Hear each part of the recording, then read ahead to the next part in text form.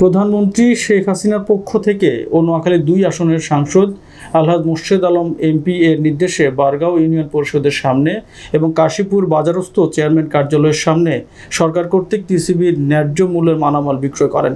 হতদরিদ্র পরিবারের মাঝে টিসিবির ন্যায্য মূল্যের মালামাল হাতে তুলে দেন বারগাঁও ইউনিয়ন পরিষদের চেয়ারম্যান শামসুল আলম, মেসার্স মনোয়ারা ট্রেডার্সের স্বত্বাধিকারী ও ঠিকাদার মোশাররফ হোসেন ও মিজানুর রহমান। আমাদের নোয়াখালী জেলা প্রতিনিধি মনির হোসেন সজীবকে বলেন, আমরা সুষ্ঠুভাবে ৬৪৯ জন উপকারভোগীর মাঝে টিসিবির মালামাল বিতরণ করি এবং প্রধানমন্ত্রী শেখ হাসিনা এবং এমপি সাহেবকে ধন্যবাদ জানাই।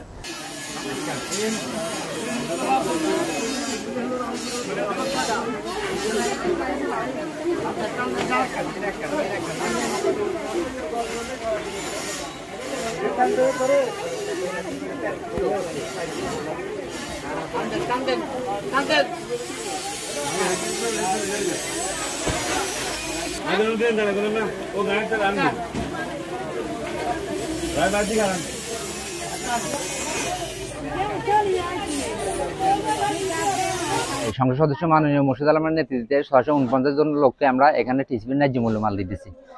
চেয়ারম্যান সাহেব সহ উনার ইউনিয়নে এখানে কোনো অনিয়ম হচ্ছে না, সুন্দর শৃঙ্খলাভাবে মাল বিলি হইতেছে।